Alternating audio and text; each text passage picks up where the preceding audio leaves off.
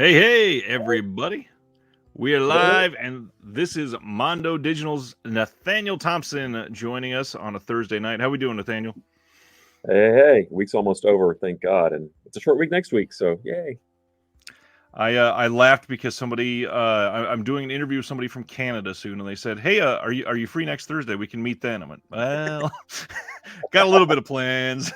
Everything's different down here. Yep, a little bit. What's going on, everybody that is here live? Good to see all the friends in the chat.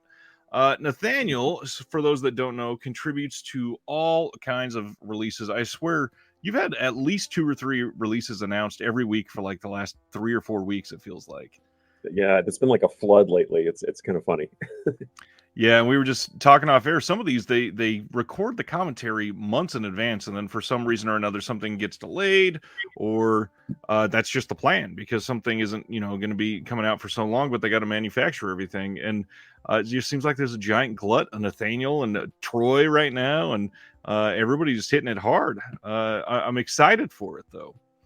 Yeah, I people, it's weird. Like you'll do commentaries like months and months apart, and all of a sudden they hit at the same time. I mean, I've had commentaries sit on the shelf for like a year, so it's you never know. That's very true. John Peters says Mondo Digital is my go-to for research and reviews, and I've referenced Mondo Digital. I think when we had you on here, I said it's been around since about the dawn of time, and that's about as long as I've been referencing it because the whole historical aspect for Mondo is so unique. People don't really reference the upgrades for these releases and why they are better. I just, again, publicly thank you for doing that. I really wish more people paid attention to stuff like that. Yeah, well, thank you. It's just kind of how it worked out. You start this website in 1998, and it's like, well, that's when DVD started. I really didn't realize it was going to turn into a big history book, but now it is.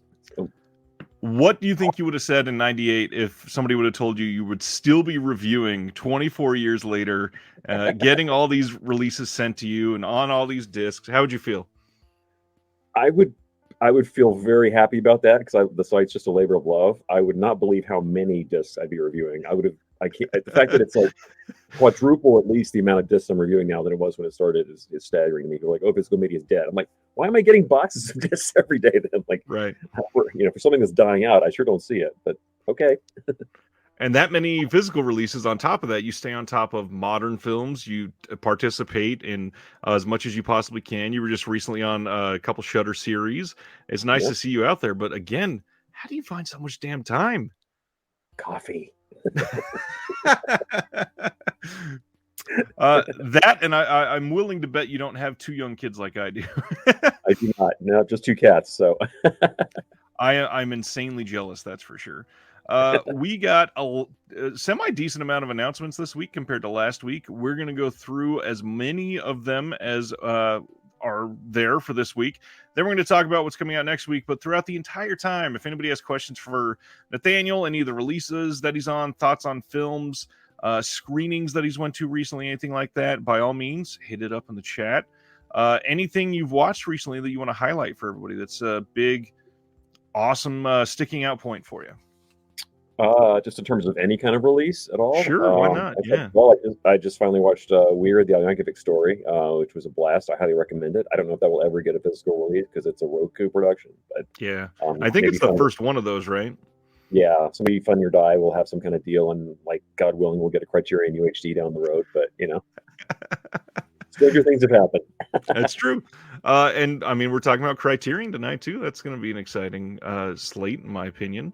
Got a whole bunch of people filing in now, so we should have quite a bit of audience participation. Let's get into it. Synapse announced that they are putting out a standard release of Phenomena on 4K. This is coming on March 14th. Great movie, great looking 4K disc. No difference compared to the Blu-ray. What are your thoughts on Phenomena? I love this film. I've seen it about 80 bazillion times. It's probably just like yeah, back in the day when I was a wee little whippersnapper, this and Opera were my 2 most watched Argentos for some reason. I don't know why. I just kept showing them to friends. But yeah, this is a great release. This is pretty much everything you could possibly want. And as most of you probably know, this is identical to the UK Aero UHD set. They had a deal as with Tenebrae. So if you have one or the other, you're fine. But I'm glad this is getting a retail release. It looks gorgeous. Yeah, if you don't have it, snap it up. This is, yeah, again, beautiful 4K release, and I don't think there's really anything that they could even add to make this a better or bigger disc or anything like that in the future. This is, in my opinion, at least, is a definitive release of Phenomena. It's incredible. Unless they get Jennifer Connelly to sit down and talk about it, which I don't see happening. Touche. Even then, just sell that on a supplement Blu-ray. We'll throw it in the case. Kino announced a whole bunch of titles this week, as they always do. They're putting out Marco Polo from 62. This is coming on February 7th. Has a new 4K scan of the OCN on this title. This has a new Tim Lucas commentary, and that is it. Marco Polo, what is your feeling on this era of films? I have never seen a good copy of this. I've only seen it on TV where it was cropped all to hell. But it's a fun movie. I assume this is going to be the American release version, which has a really great score by Les Baxter, who, if you're a soundtrack nut, he did all the Vincent Price, Poe movies. He did all the U.S. version of the Mario Bava movies, but has this really kind of nice, really sort of loungy, epic score, which was only in the American version. Overseas, it had a different score. So it'll be nice to have because it's always looked like garbage before. So yeah, really curious to see how the transfer is. Yeah, I've certainly never seen this one. This is a little outside of my usual go-to fare, but still interested in seeing it. Roy Calhoun has done quite a few good things, and I love good scores, so why not? Severin announced their next title for Black Friday, and this one sounds really interesting. This is 2016's Blood on... I never know how to say this guy's last name. Do you know how to say it? Is it Mealy? Méliès. Méliès, that's right. This one is an Intervision title, actually. This is Luigi Cozzi's first feature in 27 years. Wrote, directed, and stars in this one himself. This has a whole bunch of little features on it. We got an introduction by Luigi himself. We got introduction to the Little Wizards of Oz that's on here. That's a bonus movie they're including from 2018. We got a making of both of them, and then a little art piece on the Little Wizards of Oz, and then a trip to Alain Schlacka, founder of La Can Fantastique magazine. A lot of good stuff coming on here. Luigi Cozzi, what do you appreciate about Luigi Cozzi? Well, he is one of the sweetest guys I've ever met in my entire life, so I appreciate that. As you can kind of, I don't know if you can tell from the cover art, but he actually runs the Profondo Rosso store, which is in Rome. So if you ever are there, definitely check it out. He's usually in there like in the afternoons, like after around 2 o'clock. But so the first time I got to go in there, I hung out with him for quite a long time. We were jibber jabbering a lot about Italian horror movies and stuff. But he's just a fantastic guy. I've never seen Little Wizards of Oz, hadn't even heard of it before, so I'm really curious about what that is. But yeah, this movie's nuts. This is very sort of like a meta thing. They shot a lot of it. He has like, there's actually a documentary that he just put out about this as well. But if you go in the store, there's actually like a staircase that goes like subterranean, and they have like a whole like quasi dungeon thing with all the props from like demons in the church and phenomena, and like all that stuff is all down in there. It's like you feel like you're stuck in a torture chamber. It's really crazy. So yeah, it's a wild movie. This is, for those of us that are never going to be able to make it to Italy, this is the best way to see all of it.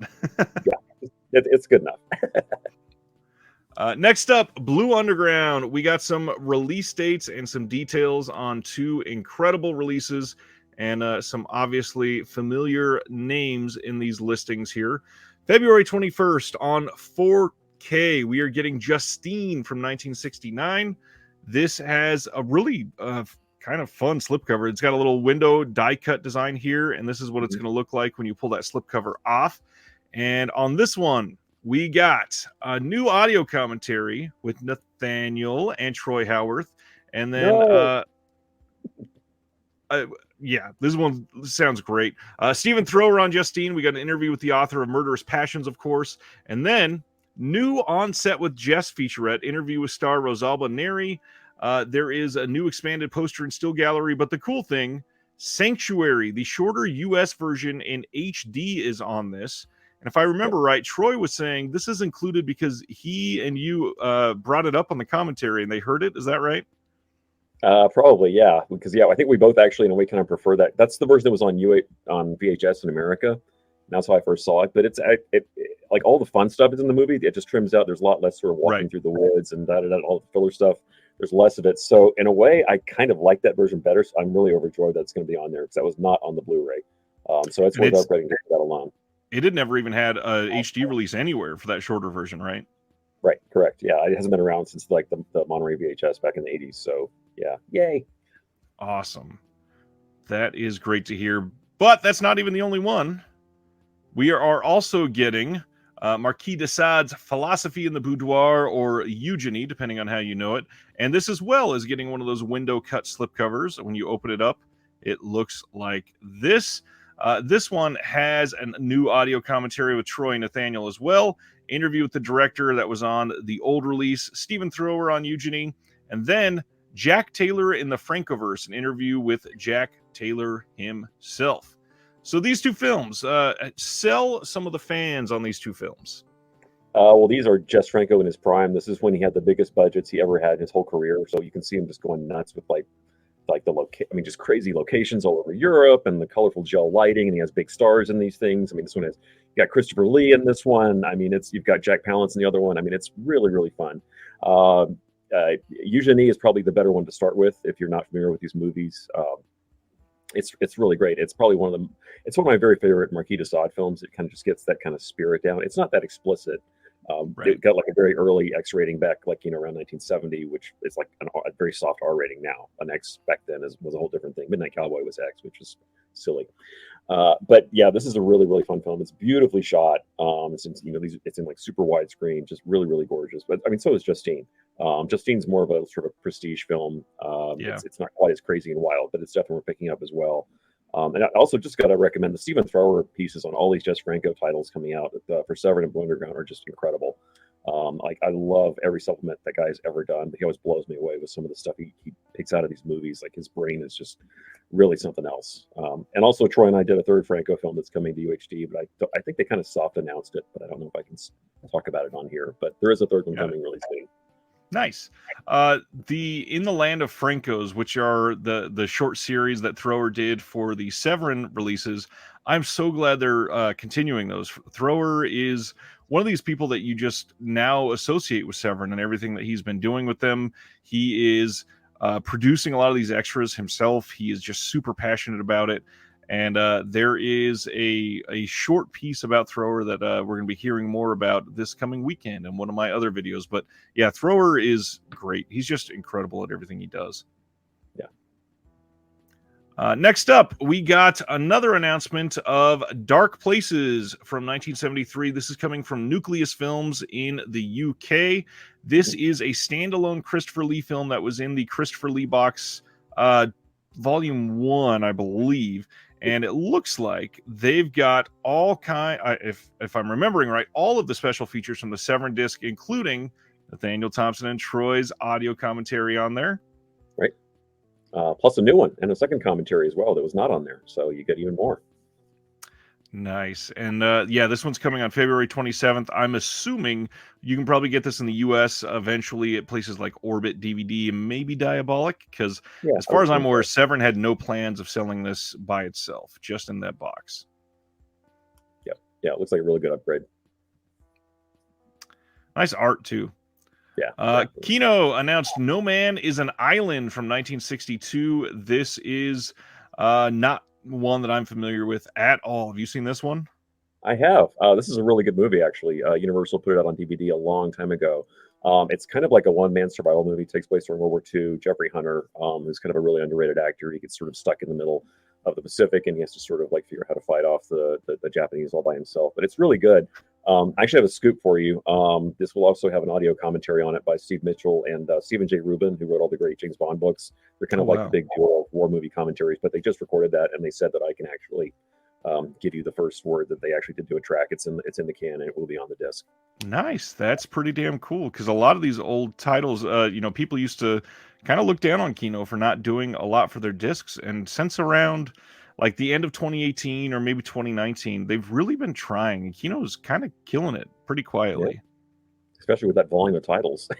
Yeah, I mean, they announced, I think we're doing 5 or 6 announcements tonight that are just Kino, and they'll be putting out 5 or 6 every week. So, Next one is True Love from 1989 coming from Kino. This has a brand new 2K master.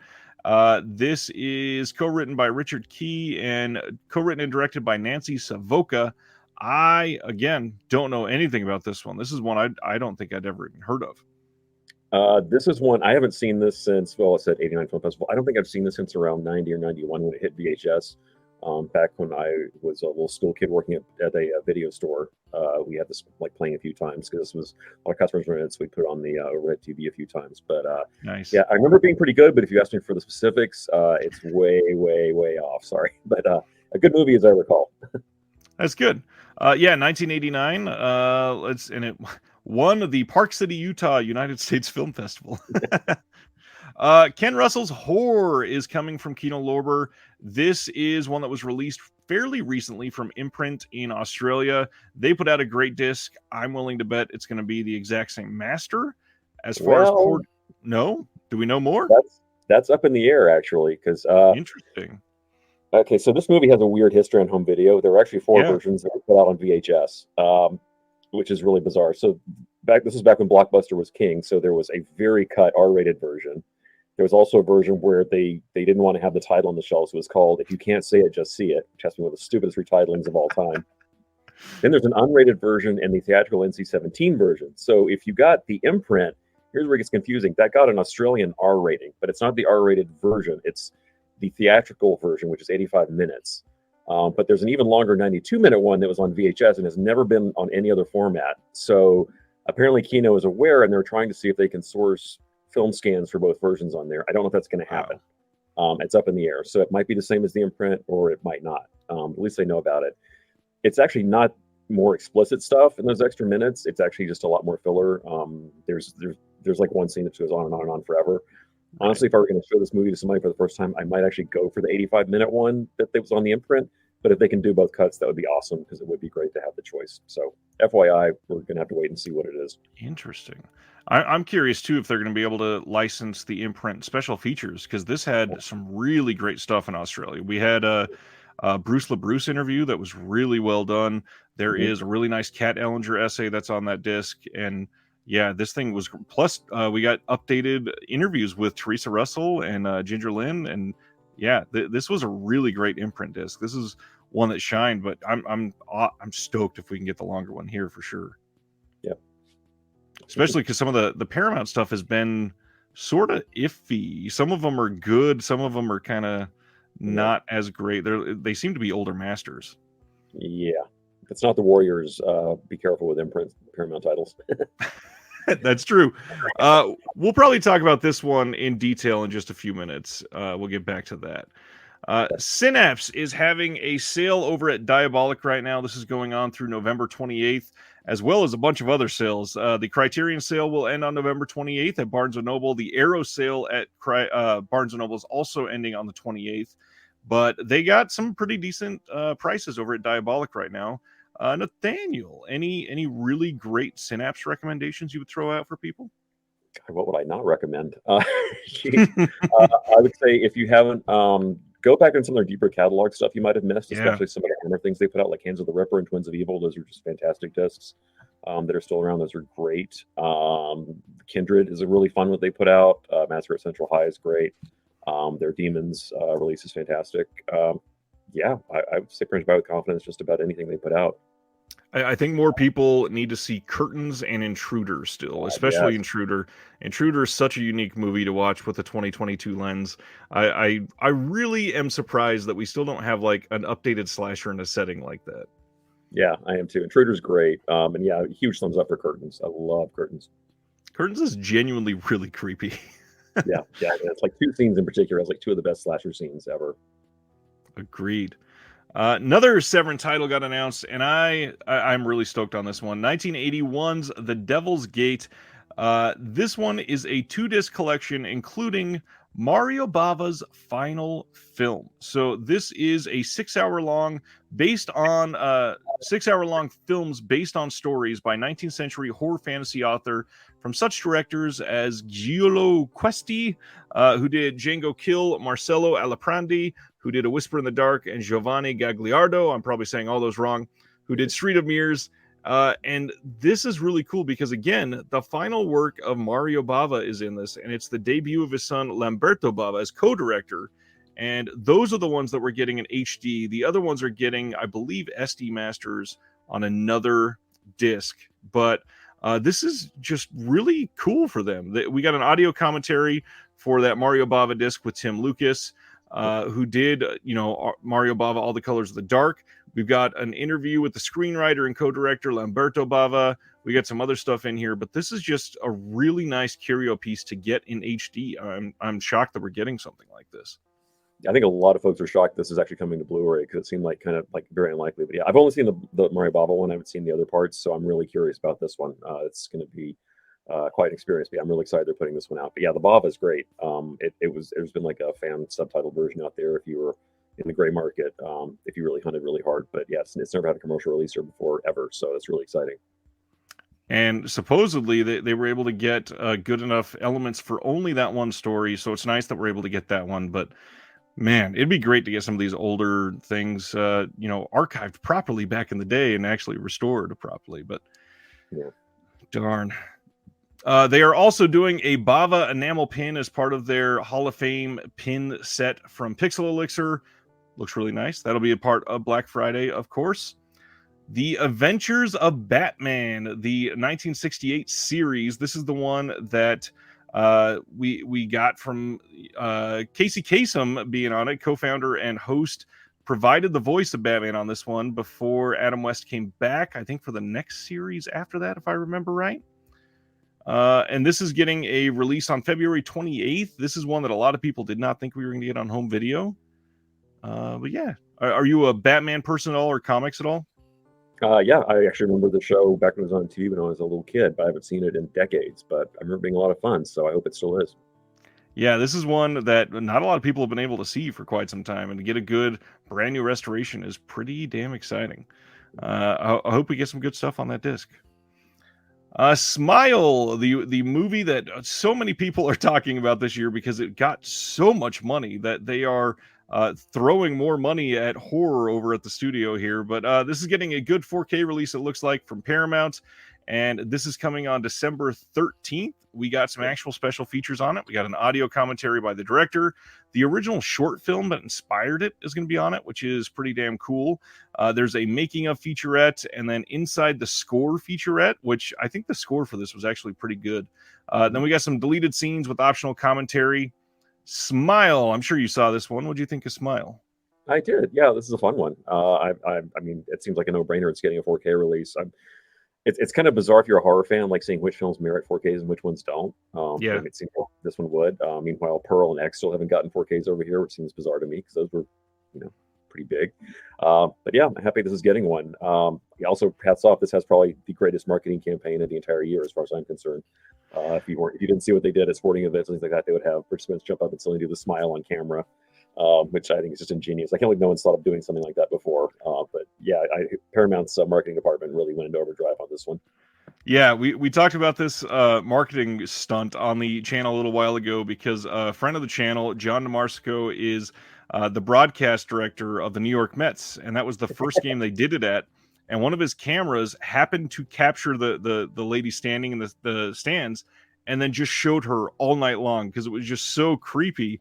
And then it just went viral. And then they did it at a handful more games. I think it was mostly in New York, but so great that they did something like that. And it worked, clearly. Yeah, obviously. Yeah, just absolutely brilliant. Josephine in the comments says, question for Nathaniel. What is your favorite costuming in a horror movie? Wow. Interesting question. There's a lot of Japanese ones I would pick. I think something like House, for example. Obviously, you got to say Bram Stoker's Dracula. I mean, that's probably the most out in your face choice.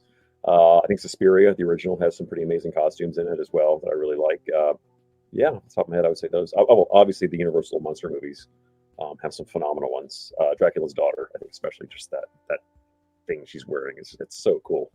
Nice. White Woman from 1933 is coming from Kino Lorber on February 14th. We get a brand new 2K scan of the 35mm fine grain elements on this one. New audio commentary by Alan Arkush and Daniel Creamer on this one. And we got Carol Lombard, Charles Lawton starring in this. And I have not seen it. I am unfortunately very, very blank spot for me for a lot of the pre 1950-ish films. I've seen a lot of the big ones, but the deep cuts like this, unfortunately, have missed me by. Have you seen White Woman? I have not seen this one, but I am very curious because they've been really digging through the Universal vaults. So I'm looking forward to seeing this one. It's a new one to me. Yeah, Charles Lawton, obviously great. So yeah, curious to see this. Another little bit of an old one from Kino. February 7th from 1958, we are getting Raw Wind in Eden. This is one that's supposed to be really great, actually, from what I looked up. This has a 2K scan of the 35mm inner positive, new HD master, new audio commentary on this by David Del Valle and Daniel Creamer as well. Have you seen this one? I have seen this, but I've only seen it super, super cropped. This was a scope one, but American Movie AMC, back when they were American Movie Classics and actually showed movies, they used to run this back in the day because they had access to the Universal Library, and I saw this, but it was like super zoomed in, so it was a lot of fun. It's like very like over the top melodrama. It's good from what I recall. It's kind of like almost a noir film in a way, but yeah, really looking forward to seeing how this one turns out. Nice. Yeah, it's nice to see some of these that have been treated so poorly, not just even on home video before, but on even like broadcast or even some of the times in theaters, they were just not shown properly. So to see something in 2022, a lot of the time we're seeing it better than other people have ever seen some of these releases. Yeah. Next up, we got two coming from Gold Ninja Video, and neither of us have seen either of these, but we spent some time talking about Gold Ninja for a minute before we went live, and both of us seem to love Gold Ninja. This one is Honeycomb from 2022. This is from Avalon Fast is the name of the director, and this one says, in the mundane hours of early summer, 5 girls sulk in their own boredom, waiting for something. When Willow stumbles upon a seemingly abandoned cabin, she begins fantasizing about the life she and the girls could have there. The leader, Jules, Vicky, and Millie pack their bags and whisper a quick goodbye to the life they knew. They flow through open fields, blissfully entering their new sun-soaked world without a thought about the horrors that lie before them. Really good copy for a film like this. Leaves a lot to be unknown here. We got a commentary track by the writer and director Avalon Fast and the cast. We got Making Movies with Your Friends featurette, an interview with the writer and director Avalon Fast, some bloopers, short film. There's always liner notes when you get the limited from Gold Ninja, and then they usually seem to hide something else. So I would not be surprised if they've got another film up their sleeves, hidden in the menu or something like that. Gold Ninja Video. What have you seen from them that you've really enjoyed? Oh God, I picked up most of the stuff they've released, it's always a lot of fun. They did like one called The Other Side of Gary Graver that was just wild. Yeah, it's crazy. I mean, they grabbed everything they could find that he did that wasn't like adult stuff. They really just like dug through and put some wild stuff on there. And like you said, when you get to their menu screens, you got to be like really diligent. Just hit every button you can think of because they're really sneaky bastards. They hide stuff all over the place on their discs. You get your money's worth. You got to make sure if you're on the menu, you got to hit up like 6 times on everything, hit down a few times on everything, just to make sure they do so much great work on their releases. They're also putting out Freaky Farley. This is from 2007, and this one got a brand new 2K scan. If I remember right, this is the first film that they did, or at least that they were advertising was going to be the first one that they scanned with their brand new film scanner that they got last year when they did their Indiegogo campaign. This one says, when Farley Wilder, who is a weirdo peeping Tom in a small New England town, meets a daring young woman, he gains the confidence to both stand up to his overbearing father and also save the town from the hushed-up secret that's been killing people for decades. Like I said, 2K scan from the film Super 16mm negative. Finally, you can witness the true beauty of Farley Wilder's adventures as he makes friends, finds love, and saves the world from a monstrous menace. We got a commentary on this one by Charles Roxburgh, Matt Farley, and Tom Scalzo, moderated by the man Justin DeClue, who runs Gold Ninja Video. We got a podcast commentary as well look back, deleted scenes, making of, shock marathon movies that inspired Freaky Farley, a video discussion, the restoration of it, the Alamo Drafthouse screening. There is so much on here, but then they throw in bonus feature, Adventures in Cuban Country, and I would not be surprised if there was a third film hidden on this disc somewhere, probably. There's a commentary on that bonus feature as well by Matt Farley, Charles Roxburgh, and Justin DeClue. And then, of course, Will Sloan, who is one of Justin's partners of crime on one of his podcasts. He did the liner notes. Both of these you can pre-order now, and they are shipping in December. This sounds great. I am so curious. Sister Agatha says, Justin from Gold Ninja curates great marathons on their Important Cinema Club Twitch channel. There's one coming up in mid-December, and you can watch them all. They are only for the people that are not weak of heart, because they are usually very long and very fun. Thrilling Bloody Sword. This is the one I was going to highlight before I walked away. That is one that seemed to catch the world on fire when that was announced last year. AGFA started doing theatrical screenings of the print, and now we got a new disc coming from Error 444 in the US, and I can't wait to see that one even more up to date and restored properly. I second the recommendation on Kung Fu Wonder Child as well. Also, their crazy multi-disc Jackie Chan exploitation set that they put out is something else as well. And again, jam with extras. It's a fun one. The hard part is a lot of these, they get sold out. Not necessarily quickly, but a lot of the ones, when you hear recommendations now, they're gone. And Gold Ninja doesn't do a standard edition or anything like that. But they're fun to track down. They're great discs. And if anybody is ever getting rid of them, I would not hesitate to try to snatch them up. Next up, one of the most exciting announcements of the week. This is one that we've been talking about seemingly all year since I interviewed Jared from Mondo Macabro. Jared and Jesse Nelson from Diabolic, and Brian Izzy, who is also with Jesse Nelson as part of Cauldron Films. They're all joining together to start something called Neon Eagle Video. And this just sounds incredible. A new Asian-focused label that will focus on the trashier side of Asian cinema, highlighting exploitation, action, horror, and other cult films that have been neglected in the high-definition era. Each disc will be lovingly curated and produced by Jared Honor, with restoration, authoring, manufacturing, and distribution handled by Cauldron. Each release will be sold through Cauldron and Diabolic DVD. They are working closely with the legendary IFD Films in Hong Kong, and it is sounding like it's going to be pretty damn incredible. Have you done anything for them that you could share or anything yet? I have not. It was. I knew it was coming, but that's all I know. I knew the label was about to drop, but that's all I know. I mean, again, I'm probably not the guy you go to for Asian movie extras, so I am very curious to see what they come up with for these titles. It's going to be exciting. If you go to the comment section on some of the Neon Eagle announcements, or Diabolic, or Cauldron, or Mondo Macabro, where they were sharing it, some of the people that have contributed are in the comments. You can find out they do have commentaries and some other featurettes coming with stuff like that. The first release has been announced, and it is Kill Butterfly Kill from 1987. And this sounds just wild. Let's see. This set will not only have IFD's 1983 English language dub, but its later 1987 variant called American Commando 6 Kill Butterfly Kill in glorious 1080p, taken from a brand new 4K scan, but will also feature a standard definition print of the original Taiwanese cut of the film, Underground Wife, along with an SD trailer compilation from the IFD vaults, highlighting Taiwanese exploitation and crime films, as well as the complete American Commando series. This is going up for pre-order in November, and a much anticipated Euro horror release from Cauldron will also be up for pre-order, which a lot of people are speculating is City of the Living Dead in 4K. And then we have future releases will include more from IFD, including some honest to Godfrey Ho cut and paste cult classics, as well as a bona fide pinky violence gem from Toei, and possibly even some insane action exploitation from Indonesia.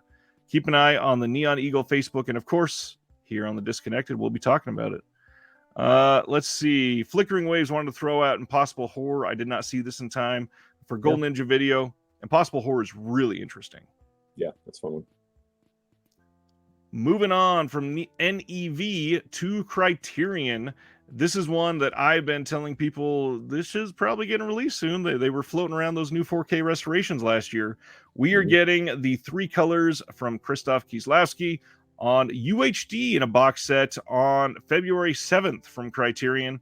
And it looks to be fairly priced, actually. When you get it on sale, it's going to be about $62, I think.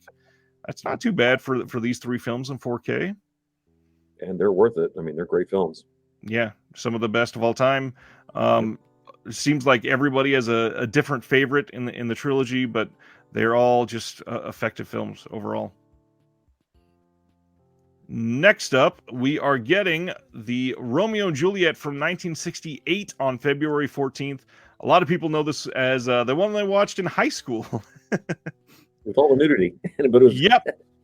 It was the one people bragged about because they could see some chests live in high school. This one got a new 4K digital restoration, which I'm kind of shocked with what they're doing with UHD that they didn't put this one out on 4K. They must not have either been able to get the rights or didn't want to do a HDR pass or something. We got an excerpt from the 2018 documentary, the interviews with actors Olivia Hussey and Leonard Whiting from 1967 and 2016, and then an essay. But yeah, this is the one that kind of surprised me that they put this out. I'm sure you've seen this one. What do you think of this one? Oh yeah, this is a great film. God, I can't believe it took this long to hit American Blu-ray. I mean, I got the British Blu-ray 10 years ago or something. I mean, it's been out in Europe for ages. But yeah, I'm glad it's getting a new scan. I hope it looks good. I mean, fingers crossed. But yeah, this is a really great film. This is one of the better Shakespeare adaptations. Yeah, it's a really fun film. Amazing score by Nina Rota.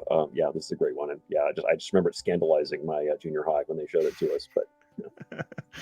But to be young again. Another 4K upgrade that I've been, expecting for quite some time. Dazed and Confused is getting upgraded to 4K. No new features on this one, but I'm sure this one will look great. Linklater and Dazed and Confused. I'm sure you got some sort of history with this one. It's a masterpiece. Love it every time I've seen it. I remember walking to see this opening weekend in the theater, not even knowing what I was in for because the poster was kind of but yeah, just blew me away. I love this film. Seen it over and over again. As we all know, if you're a Linklater fan, this is the perfect double feature with Everybody Wants Some, which hopefully you've all seen as well. But yeah, that guy has an amazing track record, and this is one of his best. Linklater is special, and this one means a lot to me. I didn't have a great childhood coming up, but when this came out, I saw it way too young, and unfortunately, some of the scenes stuck with me extra. And one of the good memories that really hit from my childhood is on, of course, the last day of school every year. My dad would pick me up from school, which was different because I'd usually ride the bus, and he would take me home blaring "School's Out for the Summer" just on repeat. And that, if you've seen this movie, it's a big deal. And this movie is just so well made. It is such a nice little snapshot. And Linklater, man, he is special. Linklater has got everything that he could possibly need in his back pocket, and really, really just executes them perfectly in this movie. Yeah. Next up, we are getting two films by Marguerite Duras. This is coming on February 28th. The two films are India Song from 75 and Baxter Vera Baxter from 77. I am not familiar with this filmmaker at all, I don't think, but we're getting new 2K digital restorations on both. What do you think about her? She's a very acquired taste. Her films are very European. They're very slow. A lot of people who know her only know her. She was a punchline in the John Waters film Polyester. There's a really great gag where Tab Hunter is actually running a Marguerite Duras triple feature at the drive-in that he runs. Baxter Vera Baxter is one that stands out to me. These have both been on the Criterion channel for a while. But it has what I think is by far, hands down, the most obnoxious music score of all time because it never stops. It's just like 4 bars of music that run nonstop for 90 minutes. So brace yourself. You might want to sample before you buy. Or watch with subtitles on mute. Yeah. Decent month from Criterion, ending up with Hollywood Shuffle, one I am very familiar with. This movie is incredible. Not one I really thought would get a disc release, but I'm really glad it is. Kind of weird that we have Keenan Ivory Wayans in the Criterion Collection now. This movie is great. It's a debut feature by Robert Townsend. This is an ingenious guerrilla satire that takes riotous aim at the typecasting of black actors in 1980s Hollywood. The writer-director stars megawatt charisma propels Hollywood Shuffle, the hilarious tale of a struggling actor attempting to break into an industry where the only roles available to black performers seem to be hustlers, butlers, slaves, and Eddie Murphy types, forcing him to choose between selling out and maintaining his self-respect. Lampooning everything from film noir to zombie flicks to Siskel and Ebert in a really great little sketch. Townsend and co-writer Keenan Ivory Wayans cannily turn the frustrations of the black artist into a subversively funny pop culture critique. Hollywood Shuffle, I'm sure you've seen this one too. Many times. I love this movie to death. One of the most quotable movies, I think, or at least movie comedies, at least from the past like 50 years. It's a great one. There was a very under the radar Blu-ray release from Olive Films back in the day that they didn't put at all, but had no extras at all, which was really annoying at the time because everybody was around. So I'm glad they Criterion finally ponied up and actually got some decent supplements because this one definitely deserves it. You know, I'm not sure if you're privy to anything that we aren't. You brought up Olive Films. I'm curious, have you heard anything about Sandpiper Pictures, this new boutique that seems to be putting out these old Twilight Time discs, and people are speculating they are the people that used to be behind Olive Films, and Olive is just supposedly gone now. Yeah, I don't know what happened. Yeah, I guess if they just transitioned over and started a new label, it would make sense because they're kind of picking from the same well. So, yeah, could be. I have no idea though. Interesting, but yes, this is definitely one I recommend. We got a new audio commentary featuring Robert Townsend on it, new interviews with some of the directors or some of the actors, including Rusty Cundiff, Amory Johnson, and Bobby McGee. We got a radio program featuring Townsend in conversation with film critic Elvis Mitchell, and then an essay by Aisha Harris. I love the artwork on this as well. Can't wait to pick this one up. Shout Factory having a box set sale. This is going on now until November 21st. And if you don't have a lot of their stuff, there's some actually decent prices on these. Any Shout Factory box sets that you've loved? Well, just because I'm looking right at the cover right here, but I was so giddy when they put out the Don Knotts collection because that was the only way that you could get the Love God on Blu-ray, and that's actually my favorite one. That movie's absolutely just out of its mind, which is crazy. It's so much fun. So, yeah, just for that alone, it's worth it. I would say the Fly set is great. The Omen set that they did is really fantastic. Yeah, there were a ton of new extras on that one. They really went out of their way on that one. It's really great. There's a lot to choose from there. The Omen set is certainly one of my favorites. I'm so glad that they were able to get that set out and to have everything on Blu-ray. It's just nice. That's one of those box sets that every film kind of hits hard if you've grown up watching the series, especially because you sort of grow with them, especially with the ages of Damien in the movies. Yeah, I've always loved The Omen. Next up, another Kino title, The Bride Wore Black from 1968, and we do have reversible artwork on this one, and this is gorgeous. I wish this could be on a poster. I love this artwork. We got an audio Go ahead. I was gonna say, yeah, if you want to buy the original poster, that'll set you back about $600, but you know. Yep. Funny enough, I looked it up, and no thanks. I'm poor, but yeah, it's beautiful looking. We got an audio commentary on here by Julie Kurgo, Stephen C. Smith, and Nick Redman, and this is in French with English subs. And what about this film, Nathaniel? Obviously, we got Francois Truffaut. Yeah. Well, this ties into another title we're going to get to later, but we all kind of knew. Kino had said they had finally picked up the rights. They're doing the whole United Artists Truffaut library, which is great because very few have been on Blu-ray over here. Yeah. We only got this one and Mississippi Mermaid and The Story of Adele H were the only ones that Twilight Time did over here. And what really sucks is all three of those, the Masters MGM gave them, they had burned in big yellow subtitles, and they were hideous. So, but they actually I was glad when they announced this, they actually call out that these have optional subtitles. And I was like, thank you, God. So especially those most projectors don't have to put up with that garbage anymore because they were the ugliest subtitles I've ever seen. So yeah, I'm so appreciative, and this movie is just a ton of fun. If you're a fan of Kill Bill, this one tends to get mentioned a lot because it has kind of a similar like kill list thing where she's out to like kill off the guys who shot her groom at their wedding. So sound familiar? Yeah, it's great. Just a little bit. Yeah, this is one I definitely am going to have to pick up. It looks like a great release, but again, audio commentaries and all that, Kino's just quietly killing it. I've heard of that guy. Yeah, I don't Next know. up, some Eureka announcements. Magnificent Warriors with Michelle Yeoh. This is coming in February on the 20th in the UK, of course. This is one of Michelle Yeoh's most popular titles, and this has some great action sequences in it. This one is a lot of fun. Obviously, we've got a lot of great stuff coming on here, including new feature-length audio commentary by Frank Jang. Just a little tease here. Frank is going to be on the channel in about a month or so, I think. And then Michael Worth is going to be with him on that. New feature-length audio commentary again by Mike Leader and Arna Venema.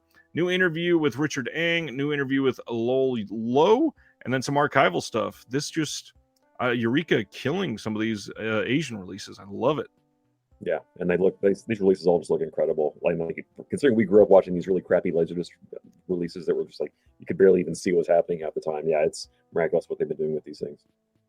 And then the second one they announced today is one that might be a little more exciting for me. This is Hideo Gosha's Violent Streets from 1974. And this one, a former Yakuza member, Igawa, is now a brooding, world-weary nightclub owner. Some of his former associates are released from prison and want to regain a foothold in the criminal underworld by igniting a gang war between the local Yakuza and an out-of-town clan led by veteran actor Tetsura Tanba. A bold and colorful entry into the Yakuza genre, Hideo Gosha's Violent Streets makes its worldwide debut on Blu-ray from a new restoration done by Toei themselves. This has optional English subs and introduction to it by Hideo Gosha, by film critic Tony Raines. Jasper Sharp on Violent Streets. Jasper is somebody that's contributed to a lot of UK releases, especially some of the Arrow releases. And then there's a collector's booklet featuring a new essay by Tom Mess and Violent Streets. Have you seen this one before? I have not, but I can't wait to see it. Looks great. Yeah, Hideo Gosha does some great work. I can't wait to see this one either. Cohen Media Group just continuing their onslaught of releases. All of a sudden, they're putting out all kinds of stuff lately. Mm-hmm. January 3rd, they're putting out Memories of My Father. This was Columbia's submission for the 93rd Academy Awards. This is from 2020. Have you seen this one? I have not. I've heard that unfortunately this is not very good, but I'll still trust it. Cohen does pretty great work usually. We've got, let's see, film historian Annette Insdorf interviews the director, Fernando Trueba, and star Javier Camara. There's some making of featurettes and some trailers. Yeah, interested in seeing it for sure. Full Moon. I am curious your thoughts on Full Moon overall, but first, the Legacy Collection Volume 1 is now available to order from Full Moon. This is going to highlight the first decade of the Full Moon universe and includes Last Foxtrot in Burbank, Mansion of the Doomed, Cinderella, End of the World, Auditions, Fairy Tales, Laser Blast, Crash, Tourist Trap, The Daytime Ended, and The Best of Sex and Violence.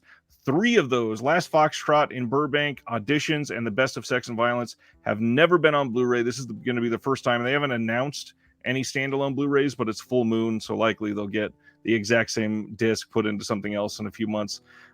What do you think of Full Moon overall? Very hit and miss, to put it mildly. Some of their transfers look great. Some of them have issues. I'm very curious about the 3 that are new to Blu-ray, especially Best of Sex and Violence, how that's going to be in HD. I'm really curious how they're going to pull that off. But Auditions is actually a pretty fun one. I don't think it's had a new scan since the VHS days. That's a pretty fun, crazy sex comedy with Linnea Quigley and like Rick Astley and all these guys in it.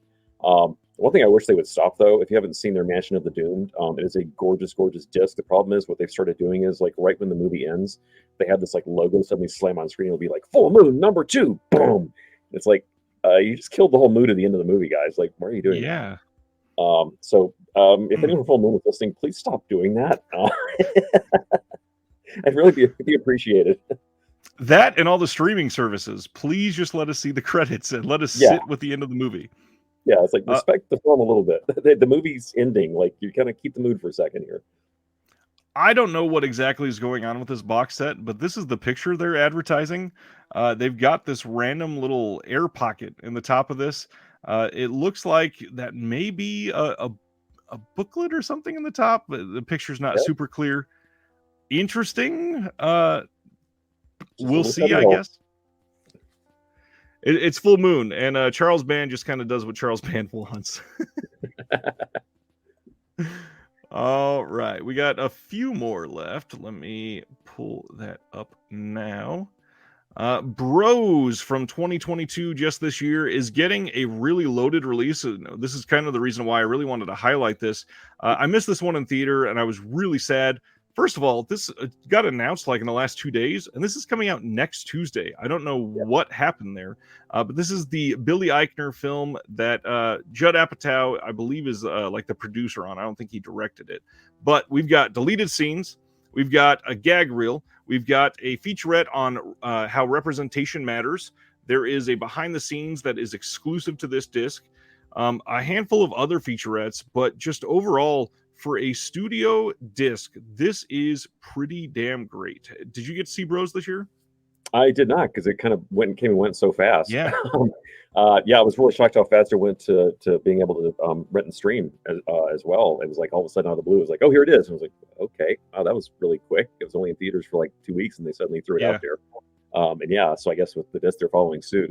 I guess they're in a rush to make their money back. I don't know, but yeah, that's an insane roster of extras. I guess they're ready to go on that one. Yeah, they must have been really eager to put this out, but it's nice. It's nice that it's getting a good release. Can't wait to see it. Another film coming out from Warner Brothers, Legion of Superheroes, is coming out on February 7th. This is a brand new animated film coming to DC. This one is coming in 4K, and some featurettes on here. Not a ton, but some. And if you're into DC animation, a lot of their animated movies are better than the DCEU in most people's opinions. But this is just another one to add to that roster. And they're very pretty to look at if you have a 4K setup. Oh, yeah. Then one that I'm very excited about, The Banshees of Inisherin. This is coming on December 20th. This one, it seems like, is going to be making a run at a few Oscars, hopefully. This is two lifelong friends find themselves at an impasse when one abruptly ends their relationship, bringing alarming consequences for both of them. And in this, we got a making of featurette, and then the story of the Banshees of Inisherin, from story inception and reunion of its gifted actors who were also in Bruges. And they go through the Ireland locations that they do there. And then there's some deleted scenes. Did you get to see this one this year? I actually hope I'm going to see it this weekend. I haven't had a chance yet. Nice. But yeah, hopefully, I'll go see it on Saturday. But I'm dying to see this. Yeah, I love Martin McDonough's stuff. So yeah, really looking forward to this one. I don't think I've heard anybody say a single bad thing about this movie. And with how much I loved In Bruges, this is a must as soon as I can. Yeah. The last one for the night, Mississippi Mermaid. We just talked about this. This is coming on February 14th. This is another one of the Francois Truffaut films. And we do have some reverse art as well. This one, we got an audio commentary, again, by Julie Krugo and Nick Redman, of course. And any feelings on this one you'd like to share? This is a really cool movie. You would not guess it from the artwork, but it is actually basically a film noir in color. It's a murder mystery and kind of a cool one. It's based on a book by Cornell Woolrich, the guy who gave us, you get The Bride Wore Black and you get Rear Window and all that stuff. It was called Waltz in the Darkness, but they later remade this as Original Sin with Angelina Jolie. So if you've seen that and you're like, the story seems very familiar, that's why. But yeah, this is a pretty cool movie.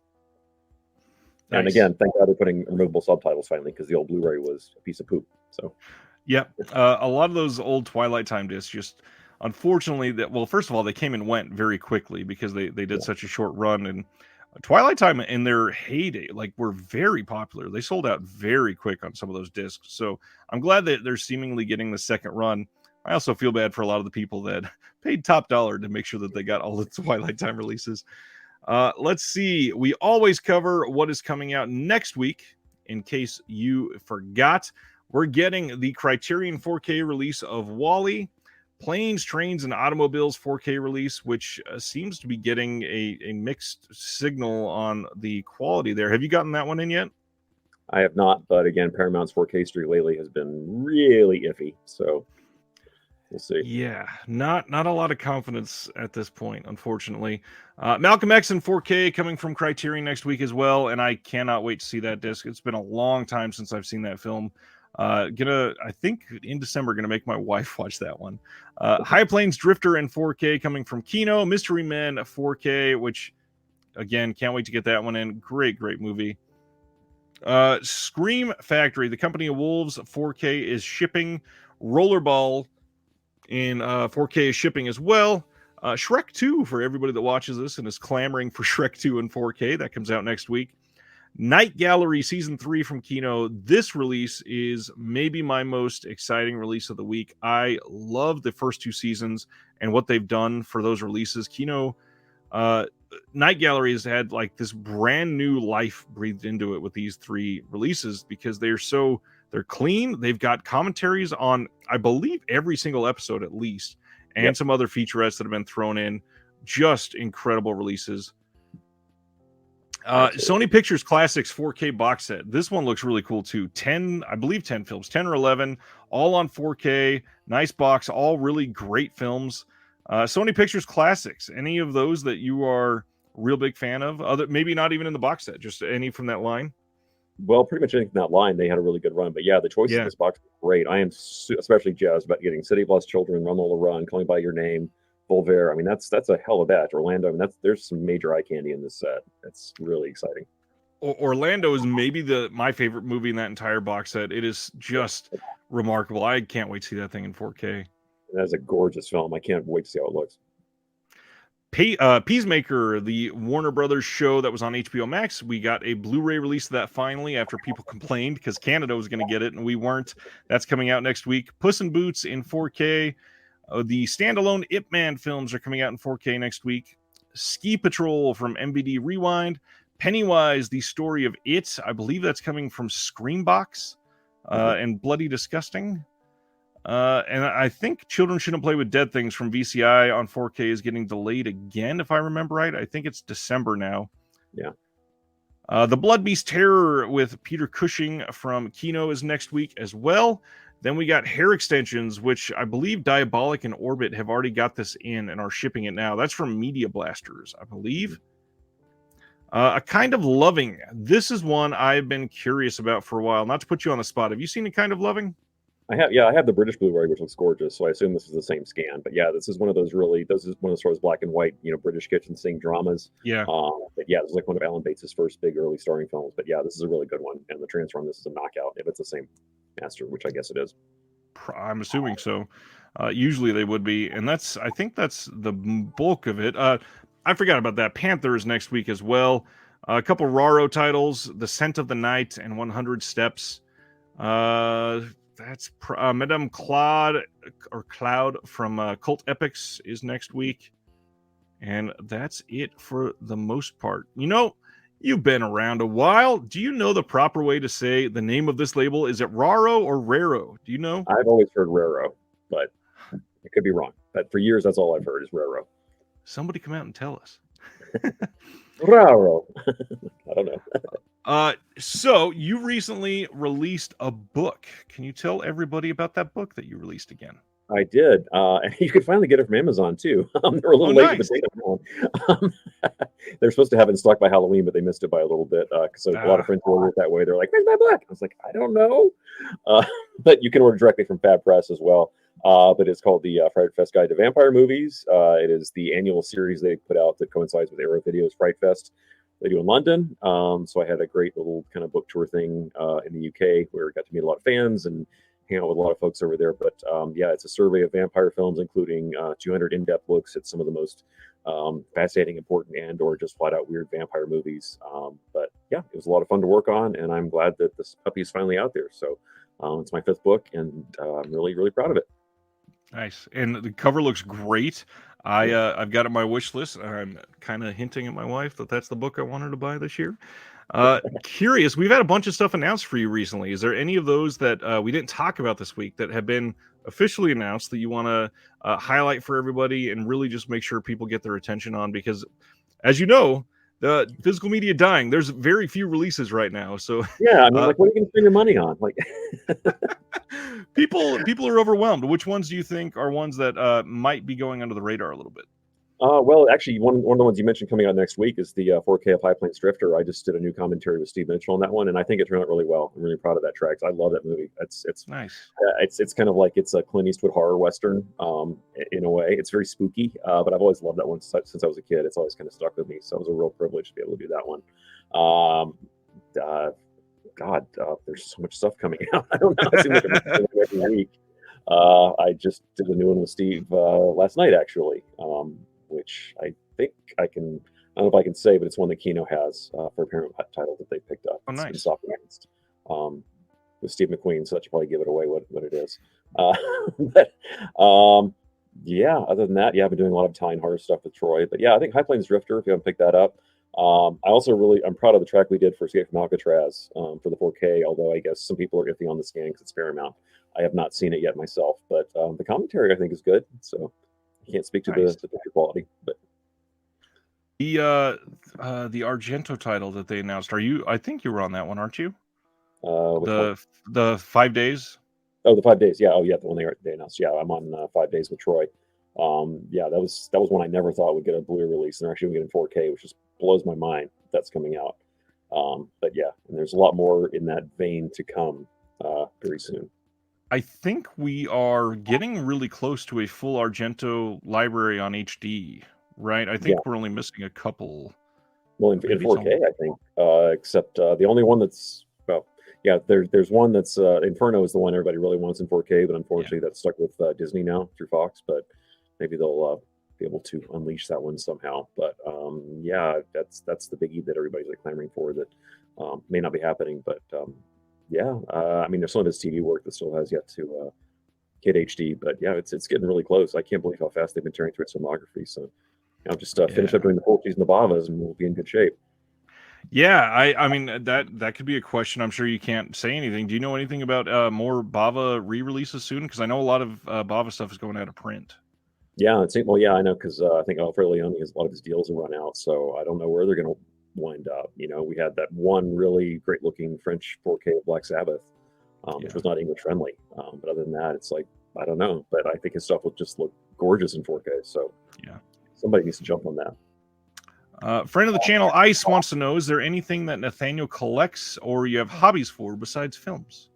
That's a good question. I collect a lot of vinyl and CDs, soundtracks, classic pop, that kind of thing. I love to Nice. travel. And I collect a lot of books. I collect a lot of pulp novels, that kind of thing, movie tie-in books. I have way more books than I probably should. Other than that, yeah, I think that's the big thing.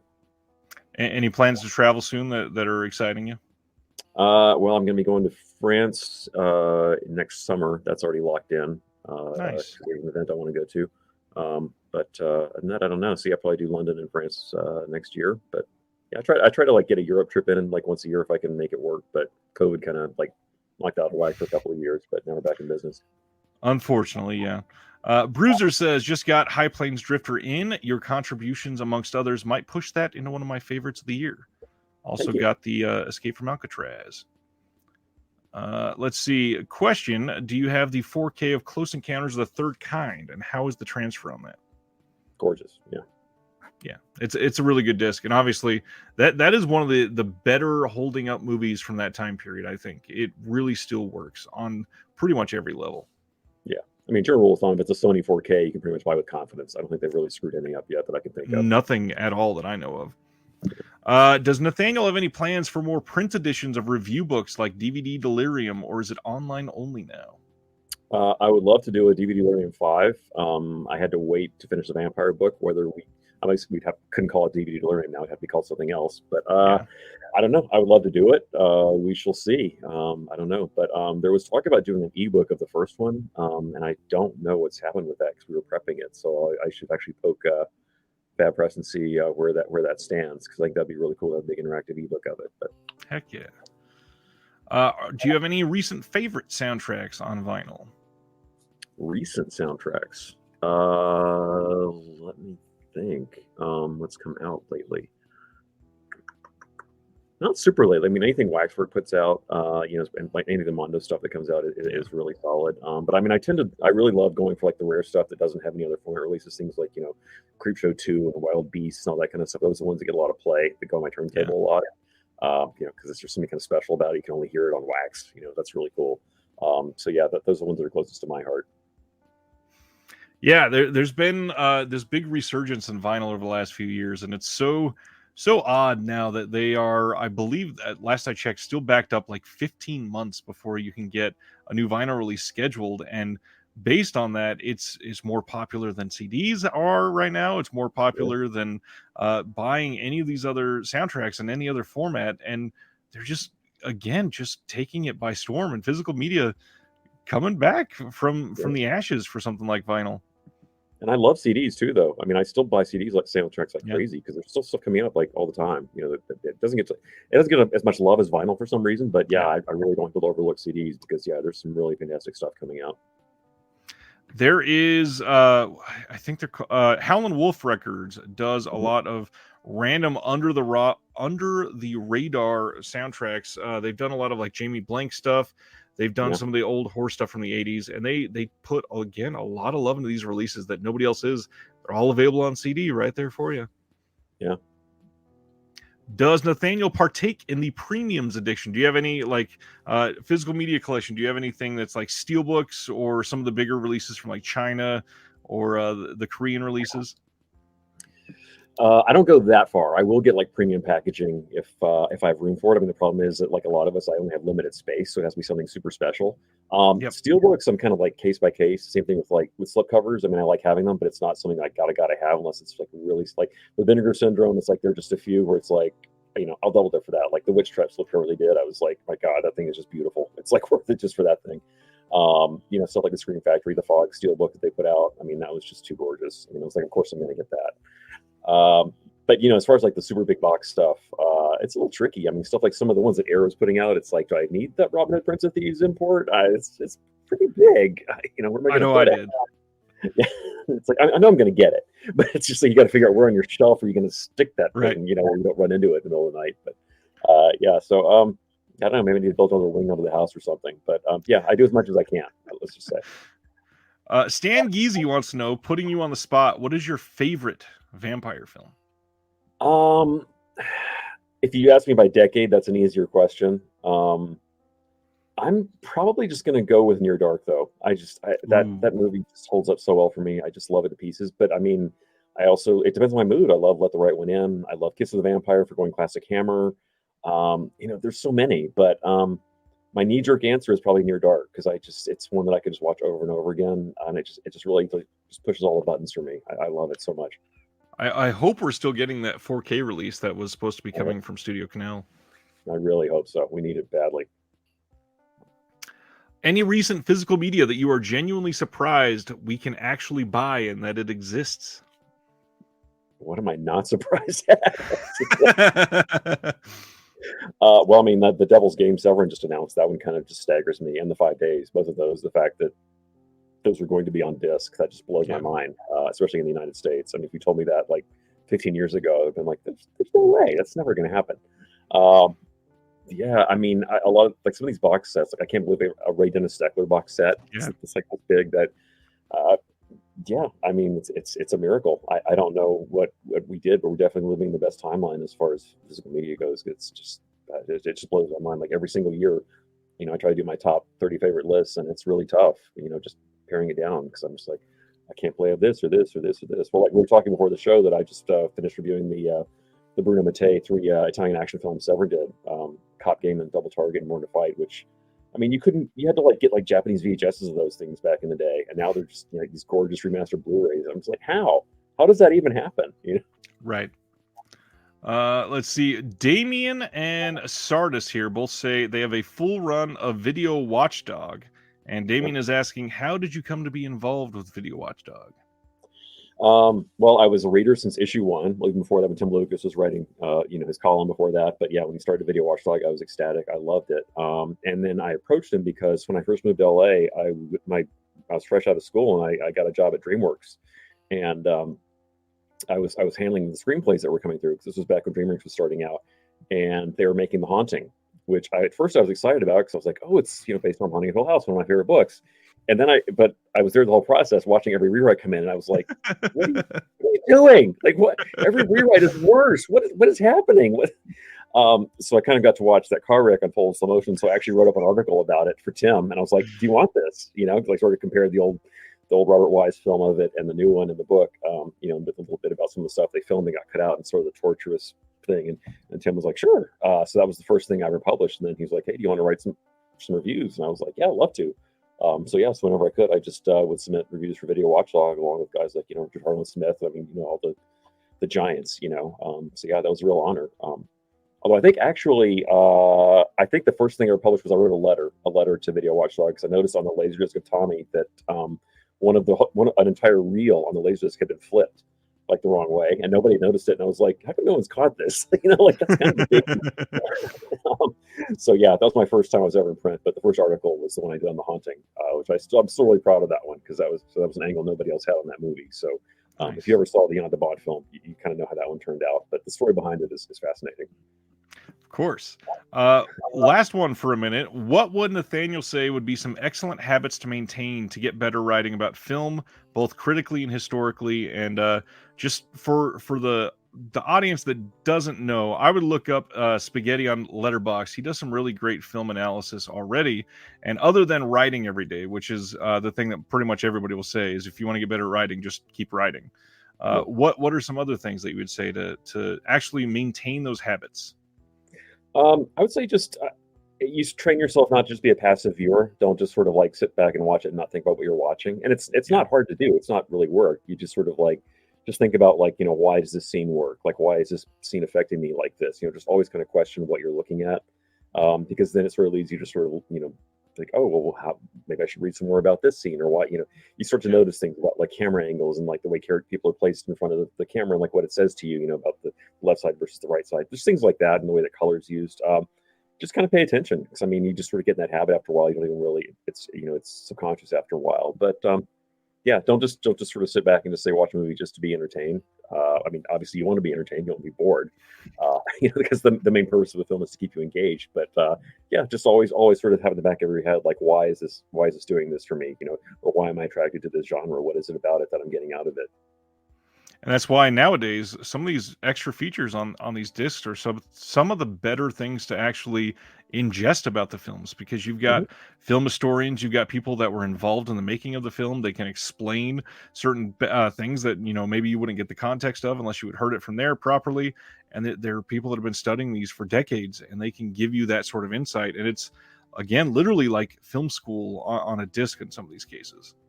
Yeah, that's why I think it's important to have some people sort of poo-poo film historian commentaries, like, well, it's not the actor or the director, I don't want to hear it. It's like, right. Yeah, but most of the time the actors don't even remember, like, even if it's a fresh movie they just made, like, they just learned their line, showed up, and that was it.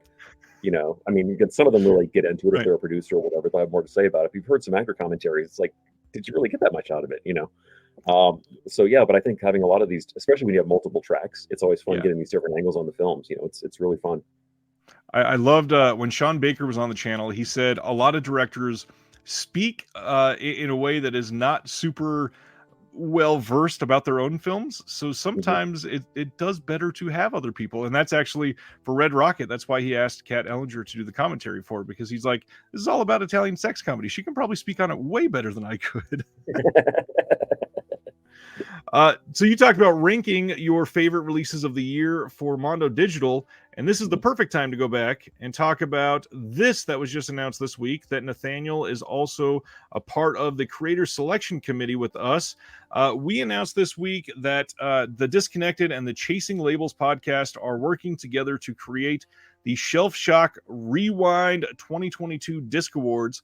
This is going to be on February 19th of early next year.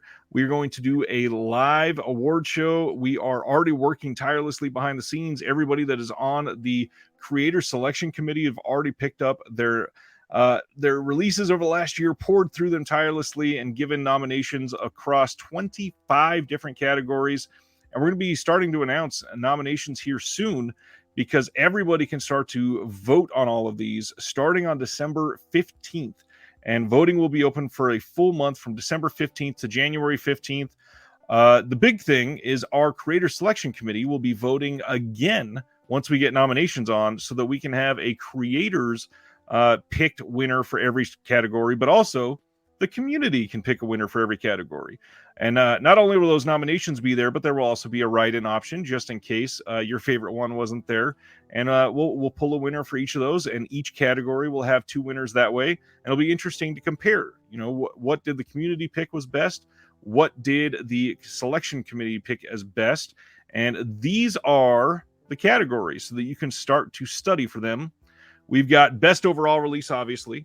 We've got best region A and B release. We've got favorite region A and region B label, which is something that the creator selection committee did not vote on. That's all only going to be for the community. We got best new label. There were a handful of labels that put out their very first release this year. Unfortunately, something like Radiance, they didn't get anything out in 2022, so that's not eligible till next year. Then we've got best annual slate, which will be when you think about all of the titles released by a label, who do you think put out the best slate of titles for the entire year? And I gotta say, it's hard to compete with Kino when they put out 1,412 movies a year. Best box set, best artwork, best packaging design, and best extras package, including best booklet, commentary, interview, visual essay. Those are all pretty self-explanatory ones that I had to go look through a lot of my releases that came out in 2022 and really make some tough cuts. Then we got some genre ones like best martial arts release, best comedy release, animated release, horror release, classic film release. For classic film, we're saying that's before 1940. We've got best audio and video presentation, best home video restoration upgrade from its last release. And then we got some studio catalog releases that we're going to highlight as well, because they deserve some as well, especially Sony, I would say. So that's the Shelf Shock Rewind Awards. Just wanted to throw that out there so everybody could talk about it and get prepared, because first of all, I'm stoked that you wanted to be involved. I'm very stoked to be involved as well. It was actually really fun putting together like the form that you sent out with all the nominees. It was a little stroll down memory lane for the past year. It was like, God, what a year this was. It really was. To me, it felt like there weren't as many. I don't know. Maybe there weren't as many like shining stars this year that really hit for everything, but I feel like we got a lot more this year in terms of quantity, and not necessarily that quantity is better than quality, but it's still just a super strong year. Yeah, it really was. I mean, just on catalog terms alone, it was just pretty nuts. Just the breadth of it. Yeah, it was really something. I honestly would even go out there and say that this might have been the best studio catalog release for me, release year for me in probably at least a few years, because things like Fright Night 4K, that 4K looked ridiculously good. Yeah, well, those Columbia collections that Sony's putting out in 4K, I mean, those are game changers. I think I wish all the studios would follow that lead. Happen to have it right here. Oh. And I don't know what's going on. The first one sold out really quickly, and now you can't find that one anywhere. I think the second one, I don't know if it's still available, but it was available for a long time. I would not be surprised if they started to go out of print very quickly. Yeah, probably so. Yeah, I think they increased the print run on the second one, because I think they were a little shocked at how fast the first one went. It was like... Yeah, you can still get the second one. It looks like 100 and oh, never mind. That's only used. Maybe it is out of print. Really? Oops. Oh, wow. Yeah, when the third one came, when they did that and the Sony Classics one got announced, yeah, I looked it up and it was still around, but yeah, maybe it's gone now. That Sony Pictures Classics, I really hope they do another box set for that, because Sony Pictures Classics is one of the most prolific, one of the most really hit for hit best studio runs in a long time for any of these lines. You could probably name 3 different top 10 lists from Sony Pictures Classics and not get arguments on any of them, because they're all that good. Yep. Now, if Warner Brothers would give us a fine line UHD set, that'd be a nice competitor. But I just wish Warner Brothers would again pick up some of the quality that they compete with Sony. I want some of the other studios to compete with Sony. Yeah. Flickering says, going through the year's purchases slowly, but favorites may still come from the gut. There's a lot here for sure. Let's see. Stan Geezy says Tim Lucas is a treasure. Talking about Video Watchdog still. Yes, he is. Any other questions for Nathaniel before we give him his night back? Lots of good stuff coming out soon. More stuff getting announced soon. I'll think of one right now. I think you're on that first release from Treasured Films, correct? Yes, I am. Yeah. That label sounds really exciting. Anything you want to tell us about that release? Yeah, so they are putting out a UK edition of The Last Hunter, the Antonio Margheriti Vietnam exploitation classic, which was a blast. I got to do a track with Troy and Eugenio Ortolani, and we had a great time watching it through the magic of Zoom, since we're all in very, very different geographic locations. I think he wins the prize for the furthest distance for a commentary I've done. Yeah, they're really going all with this release. As you know, the American release was pretty threadbare, but yeah, they're really going to town with this one. I'm glad they're showing it some love, because that movie is just really insane. I've loved that one since the VHS days.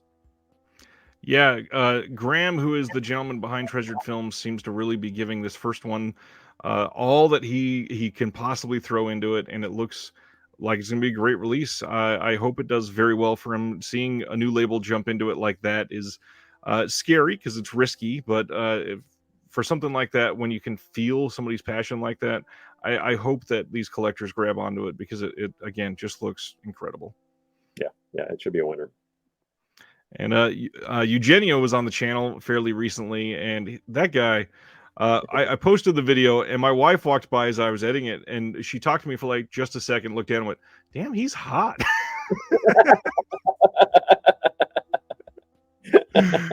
He is such a fun person to speak to. Got to talk to him while he was in Rome. Yeah, I've done a few tracks with him, and yeah, he's always a lot of fun. Yeah, especially when it's me and Troy and him together on a track. Yeah, we have a good time. Yeah, can't wait to hear that. And I think you guys just announce another commentary that the three of you were on, or am I misremembering? I think they did announce that we did. I think they already announced that we did one for Tentacles for the UK release of that one. Yes. Yeah, that one was quite fun. If you've seen the film, you know it is quite a daffy movie. Just for the wardrobe choices alone, you want to see Shelley Winters running around in a little sailor hat. Yeah, the movie's really psychotic, and yeah, we had a great time sort of going through that one. Yeah, 88 putting out a much better release than the Kino release of that one, it sounds like. Yeah. Damien says, hope to hear more commentaries with Nathaniel and Bruce Holacek. I hope so too. He's been a little tied up doing a lot of Hong Kong titles lately. He's doing some Category 3 stuff, which I've actually been engineering. I've been recording them, but as I said before, I love Hong Kong films, but it's not my area of expertise. I would sound like a complete moron if I tried to speak about them. Yeah, he and Art have been doing a lot that I've been doing the mixing and engineering on. But yeah, hopefully if another Tyne one comes along, I would love doing one with Bruce. Bruce is just a fantastic guy. He's one of my very favorite co-commentators. Nice. Ice again says, so for someone who enjoys pulp comics like The Shadow, The Spider, etc., should I dive into the novels like Doc Savage or Green Llama? Do you know anything about any of that? Doc Savage novels are great. If you haven't read those are fantastic. Yeah, really, really great. I'm actually shocked they haven't done like a Doc Savage movie. Aside from the George Powell one that we got, which is sort of like a winky. It's kind of sort of like a real like full throttle Doc Savage movie. That would just be fantastic. But yes, I would say for sure. I don't know why it just jumped into my head. I would love to see the old Dick Tracy in 4K. That movie would look incredible. Oh my God, can you imagine? Heck yeah. I think anything Victoria Sororo shot should be in 4K. Just by default, because. But yeah, that thing would just be blinding in 4K. Flickering Waves. If you were given the assignment of taking a deep dive on a specific country or region, is there one that you would pick? Well, it depends on the genre. I think if you're into horror, obviously Italy is one that you should definitely be well versed in, because I mean it's just it's a tidal wave. But I mean French cinema is just like a treasure chest that you never can get to the bottom of. I mean there's so much. I love German films. I mean Japanese films, Hong Kong. It depends. I mean you kind of just follow your own compass. Like just try a little bit of everything, whatever you like. I want to see more of that. It's like your heart kind of tells you which way to go. But yeah, Italy's the one that I really got into first as a kid. They were kind of like my gateway into like everything else. So yeah, that'll be my answer, but your mileage may vary. And thankfully, with all these boutiques, you can kind of do that nowadays. There's so much coming from every country. You can give yourself literally your own film festival, line something up, do a couple days worth of research, and get a full-blown, whether it's chronological, whether it's auteur related, whether it is a full-blown genre deep dive. There are so many different ways nowadays that you can just educate yourself on something entirely based on physical media releases. Yeah. I mean, if you just look at those Criterion Martin Scorsese boxes they're putting out, where it's like, I mean, they're hitting like every country on the globe pretty much. And it's like, whoa, where are you pulling this from? Yeah, I don't think there's a country that's not represented at some point on Blu-ray by this point. It's a good call. Ice says, is there anything that you watch every single year? Personally, I watch Tokyo Godfathers on Christmas every year. Good choice. Not association I would make, but sure. That works. An annual watch. That's a good question, actually. It is a good question. Not on purpose, but for some reason every year I seem to watch The Beyond, and I don't know, because it's usually there's a friend who hasn't seen it, or like I wind up having to go see a concert where Fritzy does it live or whatever. But Lucio Fulci's The Beyond is one that I see almost like clockwork on an annual basis. Yeah, that's the one. It's almost always in the fall. I don't know why that is. Obviously, Halloween 3, Season of the Witch, I always pop on in October. Like, it's just like a religion. I know most people do the first one, which is great, but I don't know why I've always got to have my little Halloween 3 fix. That new 4K for Halloween 3 is mind-blowing. Yeah, God, it's great. The Fritzy thing, I just spoke to somebody that just went to one of the live performances and got to see The Beyond with the new score and all that's coming from Grindhouse Releasing. Said that it was a revelation and gave it just glowing reviews. Have you seen the new version yet? I haven't seen the transfer, but I've seen him do the new score live. The new score is a lot of fun. Well, it's not really a new score. It's a little misleading. It's the old score with a lot more music put into it.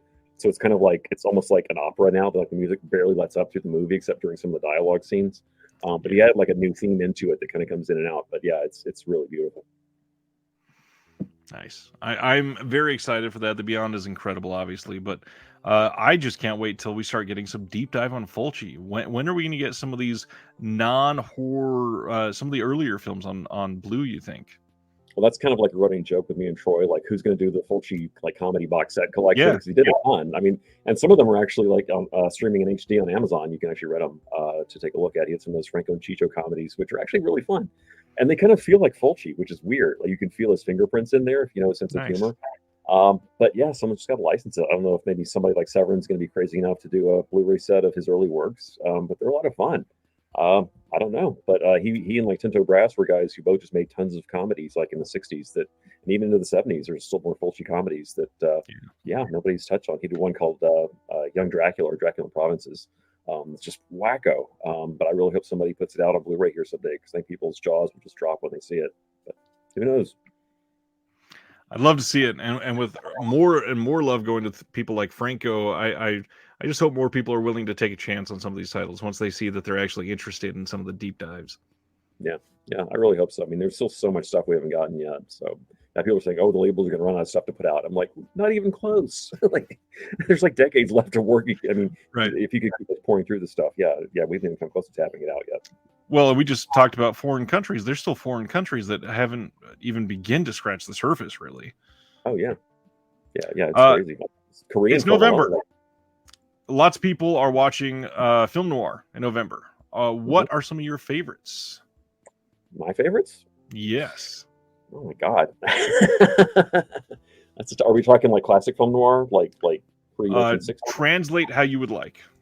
Because if we're including neo noir, that gets a little trickier. I mean, I love The Killing. That's one that I watch religiously. I love that one. Leave It to Heaven, I think, is a masterpiece. Oh God, there's so many. Anything that John Alton shot, pretty much. I mean, like I just watched the 3D Eye of the Jury the other day, which was just mind blowing. But anything he shot, pretty much, that's a noir. You can't go wrong. God, there's tons. This Gun for Hire. There's lots. And you want to go to the neo noir? I mean, Last Seduction is one of my very favorites. I love that one to pieces. Wild Things I would consider a neo noir as well, which is just an absolute blast. So, just off the top of my head, I'm probably forgetting some major ones that I love. But yeah, we all do that. Any other questions for Nathaniel? Again, sir, thank you for your time tonight. This has been pretty damn incredible to have you be a part of it. And just thanks for all the releases. There's so much that you've been on lately, and the amount of commentaries, it is mind-boggling to hear how some of you guys, have jobs plus commentaries plus reviewing discs for Mondo Digital every 14 minutes. It's wild. Yeah, it is. Well, I'm glad I actually saw most of the movies we talked about. So It was a good week for it. Yeah. All right, everybody. Thanks for hanging out. Thanks for taking part with Nathaniel. I hope you have a good week, and we will see you next Thursday. See ya.